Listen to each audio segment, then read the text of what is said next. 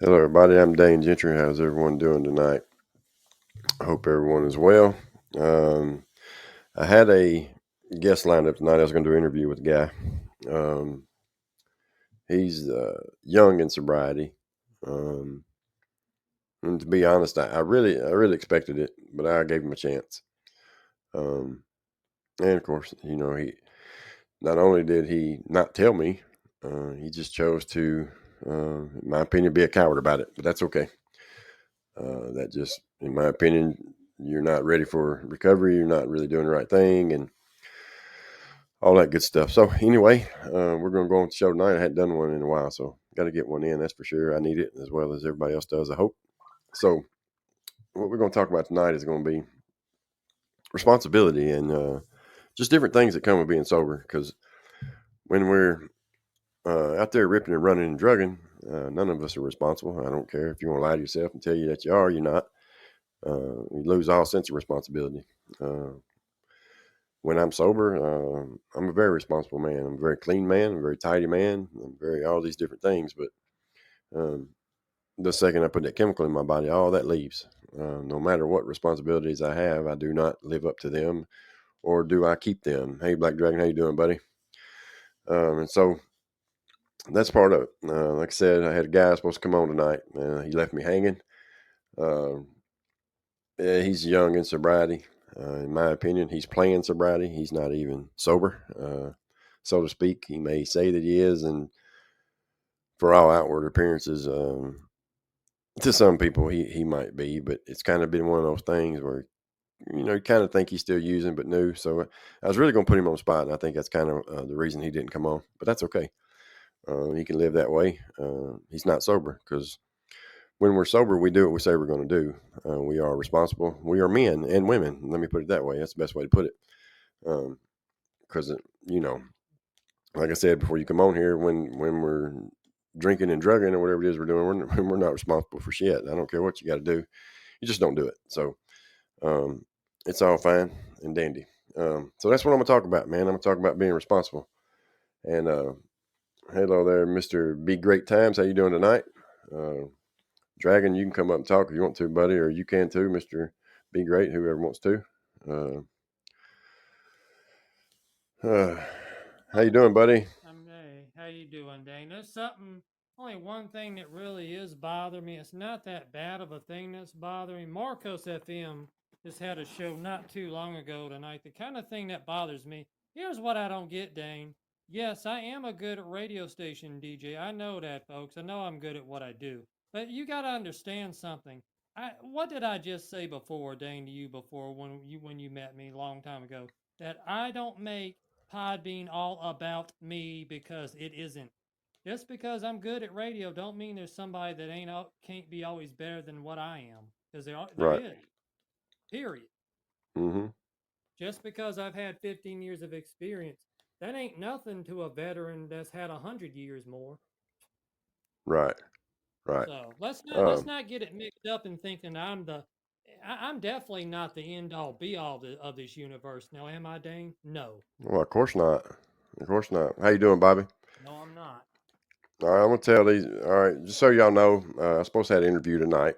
Um, he left me hanging and didn't show. So what I'm gonna be talking about is gonna be responsibility, man, or being responsible in sobriety. Um, and so when we're drinking and drugging, and anybody's more than welcome to call in. Y'all can come up and talk, speak, ask questions, do whatever as well. Um, when we're out there drinking and drugging, we're not responsible. That's why we destroy everything that we do. I destroyed a business more than one time. If I'm correct, I think I destroyed a business three times. A very successful business. I got out of prison. I couldn't get a job. I finally got a job, and I didn't really like the job, but I did it, and the money wasn't great. And but I did the job because that's all I could get, man. And I was on a path at this time where I really wanted to change and do whatever. But ended up that they ended up firing me after the fact after they run my background check. They went on and hired me before it come back. But anyway, then I got a job doing appliance repair and ended up starting a business, and it became successful overnight. But I celebrate that success and went and bought, I don't know, a couple grams of heroin and relapsed immediately. And I was able to kind of hold my own a little bit. then run it in the ground. Went back to prison, got out, started again, same thing, was successful again. But what I'm getting at is that it was being responsible. I wasn't responsible. I'd see that money and I'd have enough money to go party for a few days, and that's what I would do. I'm glad, Bobby. I remember you saying that you ain't never done drugs, and I'm so thankful that you haven't. I don't want anybody to have to live through that demon. It's just an unreal thing for people to have to live through, and it's not getting any better. That's for sure. It's only getting worse. And the main reason everything's getting worse, and not only that, it's with everything in this country, is because we took God out of everything, man. And it's so hard to bring Him back in everything. But thank you for joining my fan club, Bobby. I do appreciate that. Um, anyway, so now when you get sober, all these things, all these good traits or whatever you want to call it, they start not only coming back, you want them. You have a desire for them. You have a desire for the people to love you, to believe you when you say something, or to be proud of you. All these different things. And so when someone says they're in sobriety and they're not responsible for all that, they're lying, man. They're not doing it. They're not working a program. They're not doing it, because you wouldn't do those things. You definitely wouldn't leave something like this, because I said time and time again, look, going to do it at such and such time. I'm going to advertise it. You know, this is more to me than just, I don't just get up here in the microphone and just talk, man. This is my life. This is what I do, and I'm trying to help people. And so something like that chaps my ass. It really does, but it is what it is. You have to roll on. That's really the fault. Really lies on them, because what that really does is it puts that in his head, and now he's done something wrong, and so he's going to have to make his amends or do whatever, because he has done something wrong. He made a commitment, and he kept asking me about it. He's asked me about it for, I don't know, about a week now, and I'd say, whatever, and then uh, I needed to do a show because I haven't done one in a few days, and I was like, man, I'm gonna go and do one. I was like, well, it'd be good to do an interview, and so, but he left me hanging like that. But some good things that's happened is I've got a potential sponsor coming on board. Going to find out about that this week, so all that's good. So now I even have more responsibility. So, and I have responsibility to people who listen to me, because I've had more than one person tell me today that they've listened to all my shows, and they love them and keep on doing it, and all that. So I could have very easily just said, oh, well, this guy didn't show up, man, so I'm just not going to do a job or do a show. But then that would be, I'm not doing the right thing. And I live every day to do the right thing. And that's what we do in sobriety. That's why you work the program. That's what these steps do. They get all that bull crap out of you, and you stop living that way. And so anyway, being responsible, you know, for me, I think I lost the sense of responsibility before I ever had it, if that makes any sense. I was telling somebody this story the other night. I said, after I had my accident when I was 11, I don't know if it's that I saw how much it worried my mother or whatever it was, but at the age of 11, after I healed up, man, I would leave and stay gone for 2 or 3 days, and she wouldn't know where I was at or anything. This is at the age of 11 now. Why I've done these things, I don't know. And so I never had no responsibility, because from that point on at 15, I'm strung out, man. And to 17, I'm strung out. And then here comes jail and all that. And hell, you really ain't got no responsibility in there. The hell, they do everything for you. I mean, pretty much they tell you when to go do this, when to go do that. And so you really ain't got to do a whole lot of stuff, to be responsible. And I didn't know that stuff. And when I got out in 2009, I didn't even know how to do a checkbook, man. I didn't understand the concept of, basically I could have $2,000 in my pocket, and if I had a $3 or $300 bill, I wouldn't pay it, just because I wasn't dumb. I just didn't understand the responsibility thing. Some people may not understand that, but that's real. That's very real. And Beth is actually what taught me all that. I didn't get it. I didn't understand, but I would watch her and the things that she would do. And so I started understanding, okay, there's more to this thing than me. And I started gaining these little things. But getting sober, I understand it completely, man. And that's who I want to be. I want to be a man of my word. I want to be clean. I want to do all these different things. And we got some great things going, man. We're starting a sober living house in 2 weeks, and we finally got all that finalized. And so on the 17th, we'll be opening it. And we're going to be able to house, not really sure, I think 6 to 8 men in the first one, which is going to be great. It's going to be a Christian run program. It's going to be the first house of many. This is Beth's dream. If anybody's heard me talk about her, she's not an addict. But she has a heart for it now because of me. She saw the other side and what it really does, and so now she works in the career and she has a career in everything, and she's in school, and so she's amazing. You know what I mean? To put up with me, man, hell, I couldn't put up with myself, much less somebody else put up with me. But she did it, because of God. She was raised in a very, very good environment, a very good home. Her father was a very godly man. So was her mother. He owned a couple of music stores in Nashville for a while, and he ended up having to sell out or whatever once the bigger stores and I guess the big chains took over and that kind of thing. And lost him in 1999. I never got to meet him yet. I will in heaven one day. But everything I know about him is he's a great man. And so she has a lot of, and her grandmother was amazing. And so she has her heart already for all that. And now, again, this was her dream, this house thing. And it's my dream now as well. Her dream is mine. And so we're going to do this thing together. And it's good for me because, again, it goes back to responsibility. I need to stay busy. I need to have these things. And that's why most addicts or alcoholics, when they get sober, man, they become highly successful because we're go getters. That's what we are. And we want more and more and more. And that's what we do. We keep going. And in this day and in this day and in age, that's what we do. It is very important, Bobby, to stay busy. I have to. I'm that kind of person. You know, I go to sleep fairly early at night, and I get up early, and I'm off and running, and I'm doing good things today instead of all the bad things I did, and I'm being responsible. Um, the person that left me hanging, they know he's still using. I know he's still using. He definitely knows he's still using. That's on him. Let's just hope he don't die. Um, he's not fooling anybody.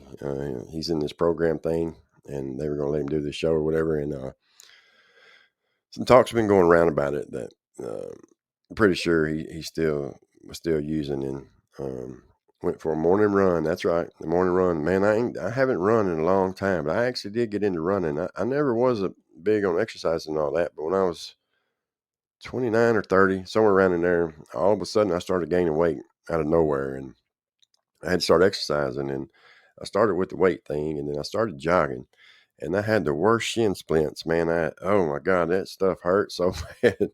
I couldn't hardly walk for a week, and they finally went away. But man, it hurt. But I used to love jogging. It was nice. It was relaxing. It was, you could put on some music and go with it, and it was good. I enjoyed it. Enjoyed it a lot. And can everybody hear me? Okay. Yeah, This I thing's hear you fine.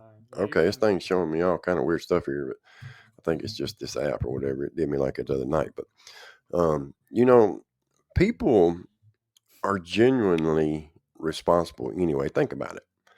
I mean, you have children, do all these things, and so you have no choice but to be responsible. But all that goes out the window. I don't care if the baby needs diapers. I don't care if the baby needs food. I said this in a meeting the other day. I said, "Heck, man, I would have sold the baby's food, to get it." And that's the reality of that disease. Um, and you just think about what I just said there. You would sell the baby's food to get what you needed, and for whatever reason, whether it's the mental game. For mine, it was always the sickness. I didn't want to be sick, and um, heck, I wasn't even responsible with my own habit. A lot of times, I had to have somebody else take care of that. Hey, OJ, how you doing tonight? Um, but that's character to me. Um, I remember when I was young, my granddaddy would shake somebody's hand, and that was that. You knew it was a done deal. There was nothing to question. You didn't have to sign no papers. You didn't have to do all this. You know what I mean? Nowadays, people shake your hand. It don't mean shit. Um, but it did back then, and that was responsibility. That was being a man or a woman. And we need more of that in the world today. Um, and so I do know for sure, without a doubt, if you are an addict or alcoholic and you get sober and you work in a program, all that stuff comes with it because that's part of the steps. It's just doing, if you want to be a sponsor in these kind of things, you got people going to be calling you. And how you doing tonight, OJ? I hope you're well. And you have to be responsible for them because you have to answer the phone or return a text. And you definitely don't want somebody's not going to do it. And there's definitely ones who don't, and there's sponsors who relapse, but they forget about the responsibility. A guy shared something with me the other night, said that he's been sober for 8 years, and out of the blue, his wife hit him with, she wanted a divorce. And why? Because he wasn't keeping up his responsibilities, even in. So he has to go back and like work the steps again, and do these things because if you work them and you still got something going on, whether it be like for me, I've said it on here before. I did drugs with my mother at a very young age, and I didn't deal with that for a long time.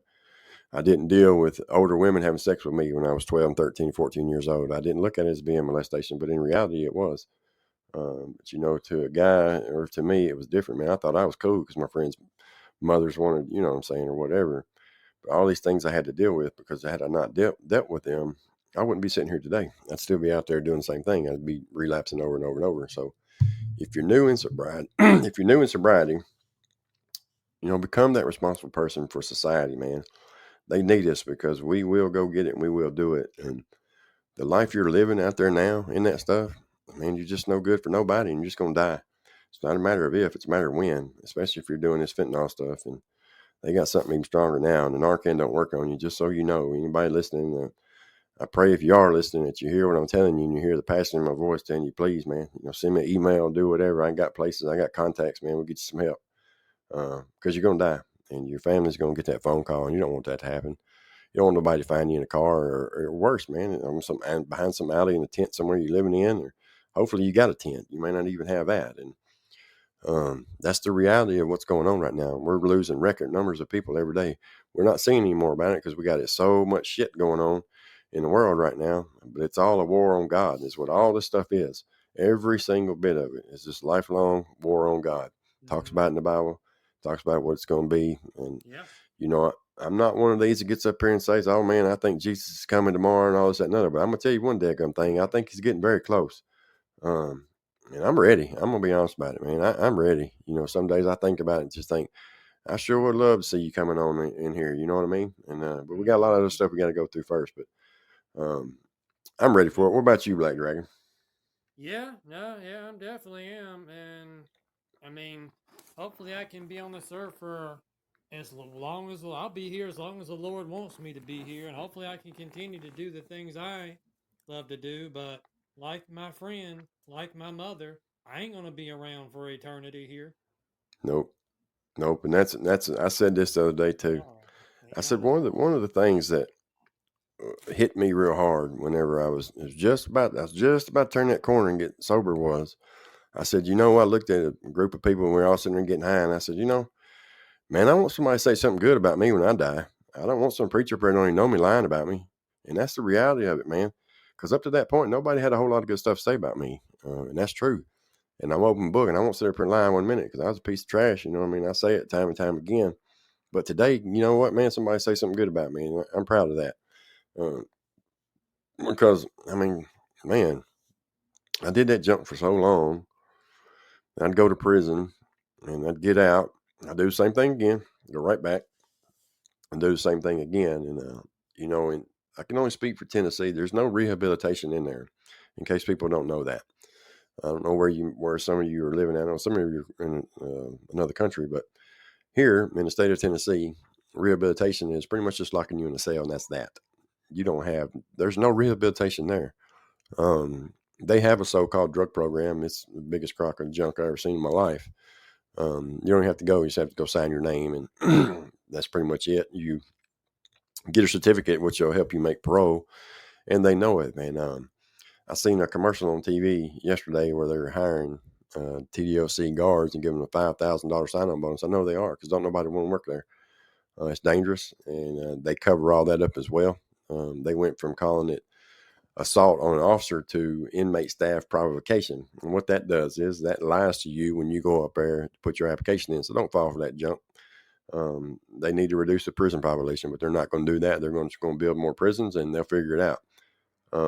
They are at 30% staffed.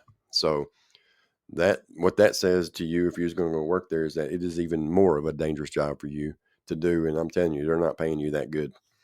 I seen they said they're going to put them in college. Why don't you put the inmates in college? Why don't you do something for them? You don't do anything for them. Tennessee prisons is nothing but a violent, dark world, and that's it. That's all it is. I did 21 years, and I never talked to a counselor. They have what's called a counselor, but all that counselor does is answers a request form. It is nothing about, no, I need to talk to you about what's going on. They do not care. And that's the fact. And if there's anyone listening from TDOC or ever hears this and you want to dispute what I'm saying, I would love to have you on the show and we can talk about it. But you're not going to do that. And I know that, and you do too. So, um, anyway, and that goes to responsibility too, because, man, that's one of the most unresponsible places I ever seen. And then you got Morgan County, and all they want to do is handcuff you and shackle you and beat you up. And that's a pretty big coward as well. It goes on every day. It's a sad world. I It is. believe in rehabilitation. I believe that if you would try it, it might help. Um, they built this big fancy prison in Tennessee. They got all this money for it, and it was supposed to be, it's supposed to have welding, electricity, I think masonry, mechanics, something else. And from the moment it got built, it never, not one time's there ever been the first class taught in it. They turned it into um, a reception center, which is basically where you come in and do the classification at. Um, I'm glad you've never been to prison as well, Bobby. Unfortunately, I have 4 times. Yeah, I didn't learn the first 12 years. I had to go back and get me some more. But they kept me locked in isolation, solitary confinement for 9 years, 4 years, 3 years, and 2 years. It is a scary place, man. And, I wish it would have scared me. But I will say, yes, it is a very scary place. It is not nowhere no one needs to go. But I'm gonna tell you right now, if you're out there living that life, you're gonna go if you don't die. It's one of the two, and you're gonna get killed in there just as well because you're gonna go in there with the same stuff. And if you ain't somebody who can handle yourself or whatever, don't think nobody in there cares about taking your life. Because there's people in there who are never going home, and they don't. I mean, they keep you locked down all the time anyway. And that's the only punishment they can do to you Mm-hmm. is basically lock you down. I Yeah. went to Max the first time. They call it Max, and you're locked in a 6x9 cell. You're basically locked in a bathroom, a small bathroom, like a half bath. Just call it that in a normal home, pretty much. Um, and they call it 23-in-1. They will shackle you and handcuff you before you leave your cell. You get handcuffed through the flap. Then they will open your door, and some of them now have flaps on the bottom, so they don't have to open your door at all until you're completely secure. Yep. And then they will walk you outside to a dog cage, pretty much, and give you an hour outside rec. Now, mind you, and some of these prisons are in East Tennessee, so you're dealing with pretty cold temperatures, and you're not going to go out there, and you get no rec on the weekends anyway. And if you're not lucky enough to be somewhere to where you have a shower in your cell, you're going to get 3 of them a week. So if all that makes you want to go, go ahead and get you some. Uh, and then let's go ahead and throw in there when you go to the shower, you got to take a knife with you. When you sleep, you got to take a knife with you. When you eat, you got to take a knife with you. And if you're in some kind of organization, you have to be escorted everywhere you go because that means that somebody's trying to get you or could be. So there's nothing about the place that I would recommend anyone going. But again, if you're out here, Mm-hmm. you can sit here and think, oh man, my daddy and mom and daddy's got plenty of money. What about when you nod off and have a written kill somebody? You're going to prison. Sure. Or when you give somebody a bag of dope and it kills them, you're going to prison. Yeah. All these different things, and mom and daddy's not going to be able to save you once they shut that door. I don't No. care how much money you got. Once the judge says you're going, well, that's really not true. But once you get sentenced, it's like that because then it's up to the parole board. That's who decides when they let you out. And in Tennessee, it's like this: if it's a nonviolent offense and you're a first time offender, let's say you get a 10-year sentence, it's going to be a 10 at 30%. That 30% means absolutely nothing. All that means is that's when you're eligible for parole. You will not get it on that 30%. So don't fall for that when the lawyer tells you that because it's not true. Mm-hmm. You're going to do about 50% no matter what because they're going to come up with some kind of bullshit that you got to take some kind of class. And all that is something they've got some kind of funding for. And again, it's going to be some kind of bull crap. And it's going to be, like for me, one time they told me I had to take this class. It's a 6-week class. They said, upon completion of this class, you go home. Everybody else in my class did. The very next day, as soon as the class was, it took me 6 more months to get out because I lost my paperwork. So I can go on and on with stuff. But Mm-hmm. that's how it is. And before I done this show tonight, I was sitting in there and I put some Netflix on. And why I've done this, I don't know. I usually don't do this, but I saw it and it said the scariest prisons in the world. And so I thought, well, I'm gonna check Mm-hmm. this out. It happened to be in Finland. If you ever have a chance, y'all go and watch that. For instance, there was a guy who had been in prison 21 times and had only done 23 years. 21 times and he only done 23 years. A violent offender. But they have rehabilitation there. They have these counselors. They get to do all this stuff, and it's just like a completely different world. You would think that when they spend $80 billion a year in the United States of America goes to jails and prisons. I'm gonna say that again. $80 billion. Where is this money going? You have to buy everything. They don't give you anything. Whereas I'm sitting here telling you there is no programs. It will show on paper that there is, but there is none. This is part of my plan too. I plan on going to the Capitol and shit about this too, because people are getting lied to every day. But we already know our government lies to us. I mean, that's no secret. I don't want to turn it into a political thing, but um, it really gets me, man. I went in there really young. What if I would have got some kind of rehabilitation? I might not have spent 21 years in there. I'm not blaming anybody. Again, I done the things I done, and I deserve to go. I don't think I deserve to do 21 years for the crimes I committed. I didn't kill nobody, and I done more than most murderers do and child molesters do. Um, but again, it goes right back to the same problem. What was the underlying issue here? I was a drug addict. Um, that most of the time the drug addicts get more than the drug dealers. It's just the laws are just jacked up, man, and it's the same way. If you're in somewhere like Memphis, Tennessee, where they have such a high murder rate, man, they'll plead a murder case down and give you 4 years. Think about that. They'll plead a murder case down and give you 4 years, just so they can clear up time in the courts or whatever. Isn't that crazy? Yeah, it is. It just doesn't make any sense, Well, well, I tell you what don't make no sense is anybody on Podbean to worship me like a false idol. That don't make any sense. Yeah, but to claim that I'm better than so and so as a radio station personality, I'm sorry, but that's just not true. I'm not better than anybody, Bobby. I'm not better than you. You're not better than me. I'm not better than 28. I'm not better than Dane. I'm not better than anyone. I'm me, folks. You think I don't have my problems? Yeah, we all do. Bobby, Yeah. You say you're from England. I don't really know much about England as far as like what the what the laws are as far as. Do you have a lot of violent crime? I'm sure there's drugs. I didn't realize the drug problem was as bad as it is in Finland too.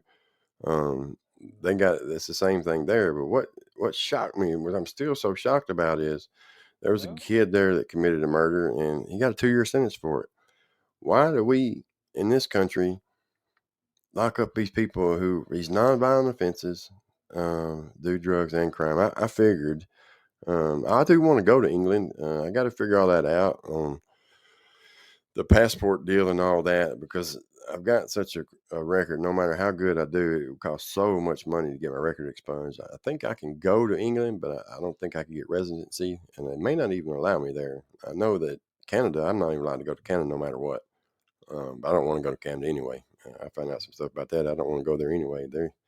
They're worse off than we are. But it's all and it all started in this country with the drug thing. Um, so many of these cities, people don't realize, like Miami, you see the stores. It was really built by cocaine. Detroit was really built back because of heroin. Um, and then people act like, oh well, there's a war on drugs. No, it's not, man. All these people are getting paid for it, and that's they do not care about your child. They don't care about you. They don't care about anything. All they care about is the dollar, and that's what it's became. That's what everybody, that's what drives everything is dollars, is money.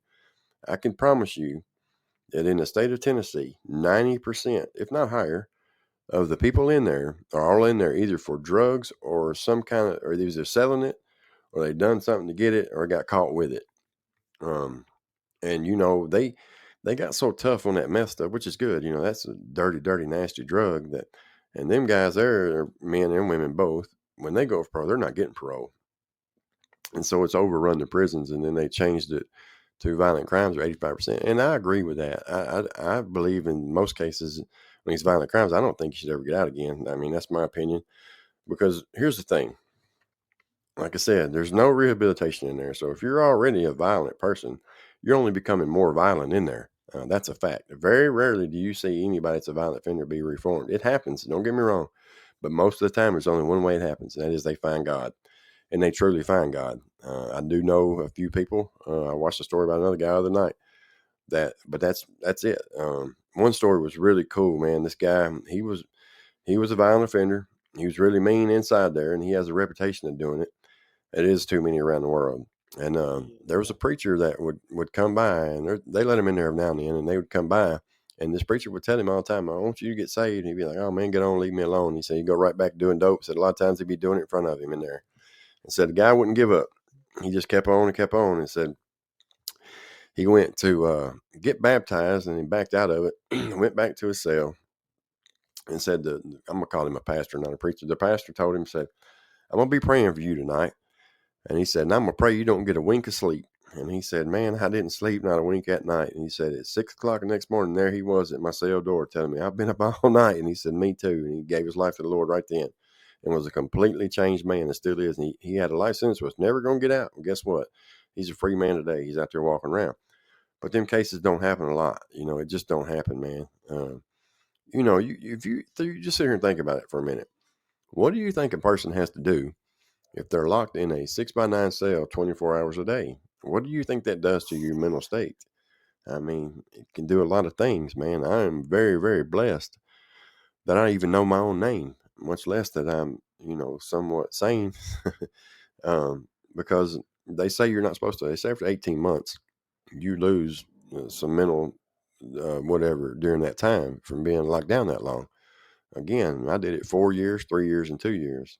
Um, the first time was for an escape. I was at a annex, and they take you out to work. And I was young, and I wasn't supposed to be at the annex.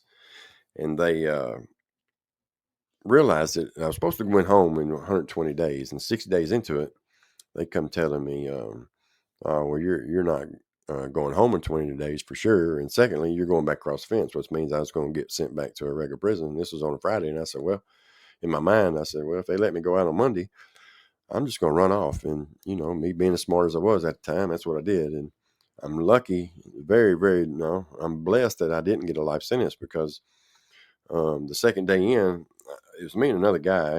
And I was like, "Man, I'm hungry and got to go somewhere to eat." And I didn't want to do anything. I didn't want to go in nobody's house. And I definitely didn't want to hurt nobody. I didn't want to steal nothing, but I didn't have a whole lot of choice. And long story short, I walked up and knocked on this door, and I still had prison clothes on. And the lady answered the door, and when she did, she was half dressed. "Hey, Carrie, how you doing?"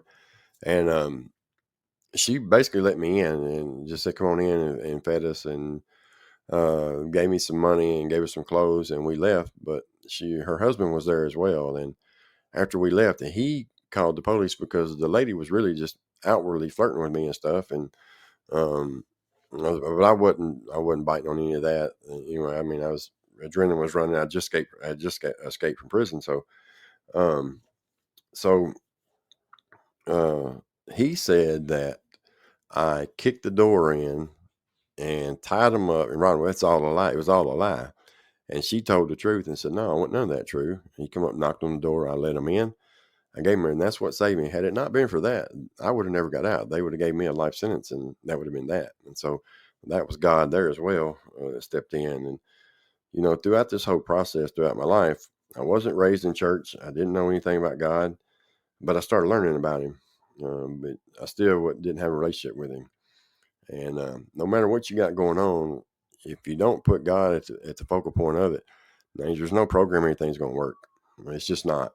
I tried it every way, man. I tried it. I tried to just smoke pot. I tried just to drink. I tried just to do methadone. I tried to do this, just do that. I tried everything but God. And when I finally realized I had to give me some of that God stuff, man, I'd be dead gum. It worked, and it'll work for you too. I promise you. Just give it a try. Um, Without it, it's just not you. You'll white knuckle it for a while, and you'll think you're doing okay, and it's just not going to work. If anybody else wants to call in, you can call in. Just let me know. You can send it a message board. I can call you in if you want to. But back to this God thing. I haven't never seen anyone fail who really, really built a relationship with God. Yeah, Um, they don't. Everybody that's in the program will tell you that. It starts out with a higher power. Uh-huh. I've heard stories of potatoes. I've heard doorknobs. Yeah. I've heard shoes. But at the end of the day, they're going to tell you it all. comes back to God. Um, Amen. so just know that. Just start with God, and then start with the Amen. program and work the steps, man. Work them Amen. steps. That's the smartest thing you can do. Because, like I said earlier, it gets all that stuff out of you, and you'll become a responsible person. And when you tell somebody you're going to do something, you'll do it. Um, you won't, leave them hanging like I was tonight and this, that, and other. But anywho, yeah, it's all about God. That's the only reason I'm here. And I'm only being able to do all this because of His grace. Because I don't deserve it. If I got what I deserved, man, I'd already be down there somewhere burning up. So um, thank God I don't have to do that now because I'm saved and I try to live my life to the Amen. best. Um, Amen. if you're going to be in Nashville and you need a sober living home, we're going to have one started on the 17th. I'll give more information about it and give you the name of it and all that in the next few days coming up. We need more of these. It's going to be a Christian run program. It's not going to be one of these that you just get to go and still do your dope and all that, and you'll be kicked out immediately. You fail a drug test, you got to go. It's just how it is. And because you're not going to infect anybody else in the house, and that's how we're going to run it. Beth's really going to run it, so and she's a stickler for all that stuff. I promise you. She put up with enough of me. She's not going to put it up with it nobody else, and you're not going to be able to get over on me, man. I know all the signs. I done it all. But if you want a good, safe place to come and where you can live and be and feel safe and work your program and get on your feet, we'll have a place for you, and we'll have many more. This is just the beginning of one. This is her dream. It's my dream now for her because she is just, man, she is more excited than I've seen her since I got sober. So it's awesome to see her that way. Um, to see someone who's not an addict and doesn't suffer with it, to be truly that happy for other addicts, it's really amazing. Um, so, Black Dragon, you can talk about God. You know about God. Of course, definitely. Even though, I don't make it anything of my station about that at all, but I put him first in my life because, like I said, if it wasn't for God, I I would have never at all been able to take those first steps for whatever it is that I wanted to do with my life. And yeah, even though I may be, I'm not really offended what Marcus FM said tonight. But the thing is, though, Dane, and the Bible clearly states this: we're not supposed to put others or make false idols out of Man, others. I don't even have I don't have any idea of what you're talking about there. I really don't. I really like to stay off that topic if you don't mind. I'd like to stay on Yeah. sobriety and God because I don't have a clue what you're talking about, man. I don't have any clue at all. I don't know at all what he said. I don't even know the show you're talking about, to be honest about it. Um, and so I would just like to stay on the topic if you wouldn't mind. No, I don't mind at all. Thank you, buddy. Because that's what people are here for. That's what they're here for on my show Yeah, is to I hear get that. is to hear about sobriety and all these things, man. I'm not trying to be disrespectful to you, but again, You're I not don't have being a clue. disrespectful at all, man. No, All no, right. no hard feelings. Um, so let's get back on this responsibility thing. You know, there's nothing more appealing to people than to know that if I tell them, "Hey, I'm gonna be there at 4 o'clock tomorrow," uh, I'm gonna be there at 4 o'clock tomorrow. If I'm gonna, come help you cut your grass, I'm gonna be there to help you cut your grass. Uh, to me, that's just an upstanding person, and I respect that more than anything in the world. And that's what we're supposed to be in sobriety. We're supposed to do all the things that we didn't do. We're supposed to be completely different than we were when we were drinking and drugging. And if we're not, we got some stuff to work on. It's not for me to judge. I'm not judging. I'm just telling you if you're not that person, if you haven't changed it, your whole everything, the way you were living when you're out there in them drugs and drinking, then something's just not right. Maybe you need to work steps again, or maybe change the sponsor, or whatever. Or dig a little bit deeper because a lot of times we go in there working steps, whether you don't want to let everything out. Maybe you don't trust the person that you're talking to, and that's fine too. Work them again. You can't never work them enough. It just keeps going over and over, no matter what. When you get to the end, you start all over and do it again. And we never stop doing that because when we do, what happens, man? We go right back. And that's all it takes is that one slip up, that one thought. For me, that's how it was. I could be doing just fine, and I had the world in my hands so many times right there. And what did I do? I took that hard left, and there I went, man. I'd go back to prison, right back down to nobody want me around them, nobody, anything. You know what I mean? I was like the plague, and I don't blame them. I wouldn't want me around either. Not today. I wouldn't want somebody now. I want somebody like that around me because I want to help them, but not because of how they're living. That's for sure. Because like a guy said, he said when I was out there drinking and drugging, he said I'd go home. He said as I walk in, they'd say hide the pocketbooks, hide the wallets, hide the prescription bottles, hide the liquor. He said now he goes home and none of that. They're just happy to see him because people know when you're sober. You get a whole nother glow about you. Your weight comes back. You're clean. You ain't smelly, and you ain't asking for money. You ain't doing this, that, and the other. And people see that.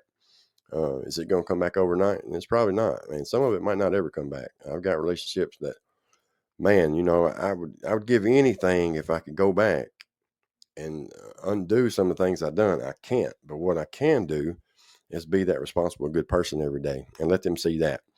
And even in success, there's going to be people that you've done something to or whatever, man. They're not going to like it. They're not going to like it. You're successful. Don't worry about that.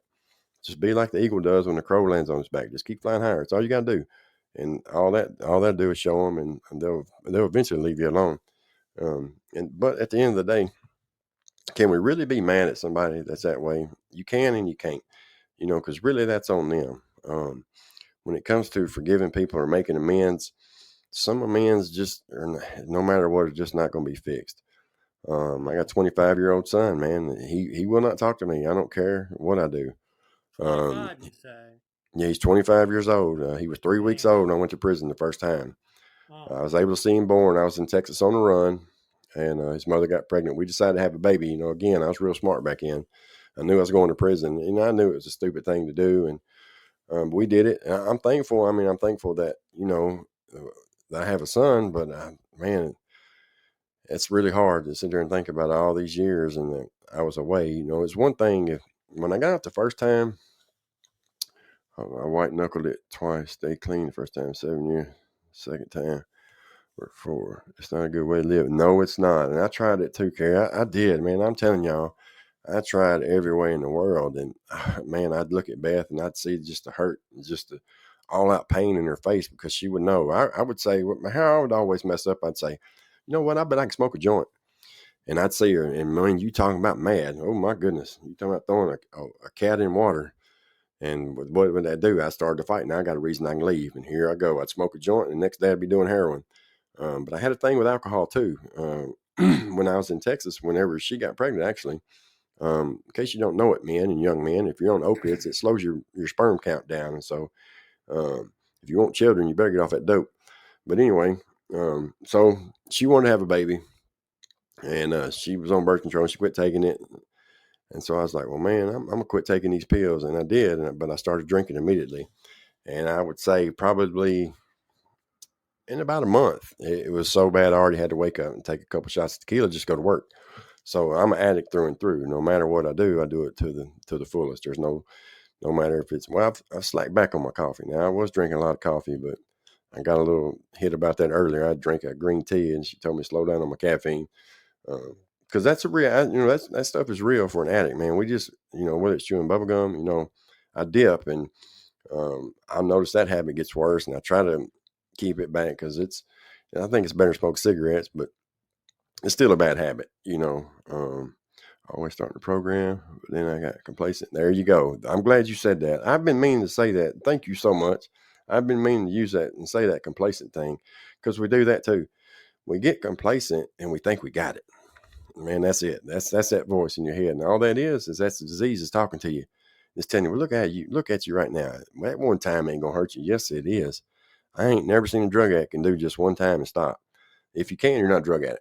You're just a part-time user. But I don't know any people that just do heroin every now and then myself. I had never met one. And I'm going to tell you something else I don't know. I don't know a lot of 60 and 70-year-old people that do heroin either. They're already dead. So think about that also. If you want to live, if you're like me, I'm 48 years old. So by what they say, the span of life, I got about 24 left. Man, I'm going to tell you, these are going to be some damn good 24 because I'm not going to be doing dope. And I don't care if I ain't got money in the bank or whatever it is, I'm sober. But I mean, I'm okay, and we're going to do okay. We're going to help a lot of people, and that's what I live my life for today. I never thought I'd be this person, y'all. I'm telling you right now, I never believed it. I never would have in a million years. And there's a million more people out there to tell you saying there is no way Dane Gentry is doing what he's doing. I never would have believed it. And let's start in these homes, and truly, it's where my heart is. And but that's God. He changed everything about my heart. Prison made Amen. me a cold, cold man. But again, I deserve to go there. I'm not one of them people that want to say, "Oh, poor, pitiful me." No, I did that shit. And so you break the law. That's what they do. The police have never singled me out. I promise you that. Anytime they come and arrested me, I was in trouble. I did it. I'm bipolar. I That's. know. See, and I Mm-hmm. didn't mean to cut you off, Dane. See, You. Carrie, I am too. I'm also bipolar. I know what that feels like. It's rough. Anyone knows, I know. And I'm sorry today, Dane, tonight. You're Really okay.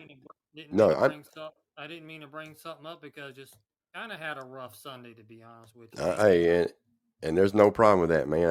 I know I just saw the people that was on, and I've been kind of talking to them today, and I know Mhm. what they want me to talk about and what they want to hear, and that's what I do. You know what I mean? I got That's you. what it is. I got But bipolar, Sure. um, I don't know that I have it. I used to think that I did, but what happened to me was I went to bed one night. I woke up the next day, and I told Beth, I said, "I'm done. The relationship's over with. I don't want to see you no more." I was a completely different person. I was sober, and this is the beginning of sobriety, and you would have thought that I was still using. I lost weight, isolated myself. I done all of these things, but I went into depression, and they called it paranoid schizophrenia. Called it a hangover, basically, from the drug use. And I wouldn't go to the doctor. I was one of them people. I was like, I'm not going to them people because I saw what they did to mental health in prison, and all they did was give them something so strong, man. He just stayed like a zombie or sleep all the time. And I was like, I don't want to be that way. If I was going to be that way, it's going to be on drugs. But I finally went, and I had an amazing, amazing doctor. She is freaking awesome, man. And she finally talked me in to start taking some medicine. And I took it for a while. And I don't have to take it anymore. But that bipolar, I have some people in my life as well. I know Black Dragon deals with it. And Mm-hmm. so my heart goes Sure out to do. you. I'm hoping that you're treating it. Definitely. Um, and the struggle is real, Carrie. It is, and there's so many underlying things that go along with this addiction because that's all the stuff we're running from. We're running from so many other things, whether it's childhood trauma. I had a lot of childhood Yeah. trauma. I didn't have I wasn't molested by any men or anything, but I feel like I was by women. I didn't for a long time. I thought it was cool for a young kid or whatever I was a kid, 12, 13, 14 years old, 15, 16. And for whatever reason, my friends and mothers, I always wanted to, whatever. I don't want to get dirty and nasty, but um, Mm-hmm. and so, but I finally dealt with that, and um, someone said it to me. Said, "No, you was molested," and I was like, "Yeah, I really was a huge advocate for mental health and medications. If that's what it takes to feel better, I agree 1,000,000%. Mm-hmm. Do whatever you got to do. You know what I mean? Some people don't agree with medications, but I'm gonna tell you right now, if I wouldn't have got on medication, I wouldn't be here today. I would not be on the other side of on this microphone. I would have took my own life without a doubt. My nephew had just took his life. My brother was already going through that, and I tried twice. Luckily, I did not succeed. But after the second time, I said, "That's it. That's enough. I see how real it is." But I told him, I said, if I ever got there, I knew I would attempt, if not complete the process. And so, thank God I didn't. But I'm a huge advocate for it too, and I talk about it all the time, Carrie. I should talk about it more. Me and Beth actually have a show planned, and we're going to be on here together because she's already more educated as far as the education style part of it than I am, and I think it'll be a good show for people to hear, and anyone's more than welcome to join in because we're all about that as well because it is real. And um, oh no, it's not a weakness; it's a strength. You're definitely right. Absolutely right. It's a strength, Absolutely. especially when you reach out for help, and that takes a lot. You know what I mean? You know, Amen. suicide is something that you'll never understand, and I want people to really hear that. Your family and stuff will never understand that. They will never grasp that. So please, reach out to me. I leave my email on here and all that stuff all the time, and I'll lead you. I'm not a doctor, but I know people and I do have connections, and we'll lead you in the right way. I promise you that. And I'll talk you through anything. I'll talk to you all night long. You can call me at 3 o'clock in the morning, and I'll talk to you. And I promise you, I will. I'll answer my phone. I'll answer email. I'll answer all that stuff. I don't just get up here and talk, man. I walk the walk, and I've always done everything I've ever done. I've done it very well, whether it was bad stuff or good stuff. And this is what my life is today. This is what my career is going to be as well. I'm not doing any of this for the money. I have bills to pay, of course, but um, I'm doing it because I want to help. I wished I'd had it. I wished I'd had the help when I was young. I needed it, man. I saw my mother just get unbelievably beat by men. I mean, I could just go on and all these different things. And I'm also for that as well. I'm so against domestic violence. I think it is a Yeah, very cowardly thing for a man to do. it Um, is. Definitely and agree. and I'm all about that as well. We had talked about starting a house for that, but it gets a little bit more difficult to do that. But again, I'm not saying it's out of the picture yet. We'll just see what happens. God will lead us, man, where He wants us to go, and as long as we're doing the right thing, there's the sky's the limit, and we always need help. And Carrie, it's awesome of you that my cousin shot herself 8 years ago, and I've had attempts as well. God said not today. Yes, ma'am, He did. Thank the Lord you're still here and talking to me on the other Praise side of be this God. thing. And I want you to be here every day or anytime that you're free and I'm doing these shows. I used to do them Monday, Wednesday, and Fridays, but I Mm. threw one in tonight just because I hadn't done one in a little while. I was off myself this past week. Um, had some things, in my personal life, and what's funny about that is not funny, but I was going to try to do one Friday night. So I come on, and I was on for about 5 minutes, and I was just like, wasn't nobody on. I was just like, I'm not feeling it. I ended it. Well, then Nick, I don't know where he is tonight. He must be working or something, but he was like, "Were you going to do a show or not?" And I was like, "Well, yeah." And so I said, "Come on, we'll go on." And I went on, and he come on. He couldn't hear me, so I thought my microphone was messed up. And I said, "That's just God telling me I need to recharge." And that's what I did this weekend. And so I got me a recharge. I'm ready to go now. I'm off and running now for next 30 days or whatever whatever it is he wants me to do. But I'm so sorry, Carrie, for that. My nephew did the same thing. Didn't tell anybody. Didn't reach out to nobody. Nobody really knew that he was having problems in his marriage and things like that. And my brother's not the same man today. My brother's successful, and he owns Gentry Towing in Franklin there, and but he's not the same man. And I see it. You know what I mean? I see it and I hear it, and it does a lot of damage to people. And there's help out there. And there's one thing I know: if you reach out to somebody, all you're gonna get is love, man. People are gonna love you through it. And that's what we need. And we need more of that in this world, y'all. We need love in everything that we do. People feel love and they see love and it's genuine. And people know when it is genuine.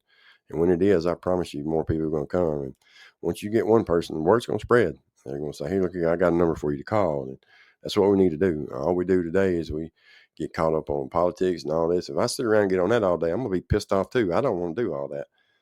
I can't vote anyway, so it doesn't matter. But I said today, I said, I want to identify as a non-convicted felon. Does that mean I get to vote and get a gun and own them? Of course not. But Well, um, I don't need to get into that anyway because my blood pressure will go through the roof, and being yeah, it's bipolar, I don't need that, brother. I used to love to wake up in the mornings and drink my coffee and watch the news. Now I can't stand it, man. I just I can't can't stand it. either, man. I just I I try still, to I, uh-uh, I try to pick a little bit here or there just because I need to know what's going on, which whether it be traffic or whatever like that. But other than that, man, it just angers me. And so it's just not a no, good way to start your day. For me, no, I love starting my day with God and on a positive note and amen. talking to somebody about recovery and um, Uh, Carrie, we're looking into doing some stuff on mental health. Just so you know, she can't watch it anymore either. I know it's really sad. Beth hadn't watched I it in a know long I time. can't. And like I Mm-mm. said, all it is, and I'll be honest with you, all it is a recycle, repeat, rinse and repeat garbage over and over and over again. And it's what they want That's you to all it is. watch. All it It's is. what they want you to see. It's all smoke and mirrors. And Of um, course. if I need to know the weather, that's what I got this iPhone for. Go on there and hit the weather button. It'll show me what's going on. And Mhm. right now it's winter time. It's cold. I don't like it. I don't like the cold weather. I like to be Yeah, warm and no, hot. I But don't either. you I know, don't either, man. in these programs and different things that we got, it's all become money too. But usually in them programs, there's usually one or two people, man, that really, really care. So if you're struggling and you're going to go get help, no matter what people say about it, go get it. Hey, shorty, how you doing? Go get the help, man. There's going to be somebody there that's going to love you too and care, and you'll build an unbelievable um, friendships and stuff in there, and um, just go get it. And you'll see the people that's real. And we know real and we know fake, because when we was out there living on that dope, we was all fake, so we know all about it. Um, so just reach out, no matter what it is you got going on, man. I talk about addiction primarily because I'm a drug addict, and so I know more about that. That's kind of my forte. I went to school for that. Trust me, I spent many years in that, and I got all kinds of degrees in it. Um, and I can help you through it. And that's what we're going to do. I got about 5 minutes left, y'all. I'm going to cut this at an hour. I want to thank everybody for coming. Shorty, you always come in at the last minute, girl. Uh, and so I want to thank everybody. Everybody tonight. I've had a good show. There's been a lot of people on. Some people that come over, Black Dragon, Bobby. Thank you, Carrie, for coming for the first time. I'm glad to see you here. And thank you for all the kind words you told me earlier today as well. I really appreciate that. Because sometimes I struggle too, wondering, man, if I'm really doing the right thing. And I know I am, but it's that little voice in your head trying to tell you things ain't going fast enough, but they are. They're going a lot faster than I ever would imagine. I'm doing things they say take a couple of years to do. And so, hey, there's Beth. I was finna end it, honey. But you can come on, speak a minute if you want to. I'll stay on a minute if you want me to. Tell me what you want me to do. You want to come on and speak or no? Let's see. The little voice. Yes, it can. That little voice is, and that little voice is what got me so many times. Okay, she's listening, so I'm gonna end it in about 4 more minutes, honey. Y'all don't listen to that little voice. That little voice that says you can do it at one time. Please don't fall for that shit. I did it so many times. That's what I was talking about. I said it always starts the same way, and she's gonna probably second this real quick. I'd say I'm gonna smoke a joint, and I told him, I said I'd watch your skin boil and your blood boil as soon as I'd say it, because you knew it was coming. I'd go smoke the joint and I'd be doing heroin the next day. Oh, brother, there it is. So don't fall for that stuff, man. If you're an addict, you can't do it. You might get away with it for a month or two, or maybe a year, but I promise you, you're going to go back, because it's just not going to be enough. You're going to want the high or the drink or whatever buzz it was that you used to getting. You can't tell me that you ain't, because you can't lie to me, man. Like I said, I've tried to do it every way. But if you want help, we're here for you. Dane Gentry Podcast at gmail.com. All you got to do is send me my email on Facebook Messenger. You can send me a message on there. Again, thank you, Carrie, for all the kind words earlier. Thank you, Bobby, for always being here. Black Dragon's gone. Shorty, thank you for coming. And of course, you, honey, thank you. I love you. And you've always been my number one supporter. And I'll see everybody next time. Thank y'all. I love y'all.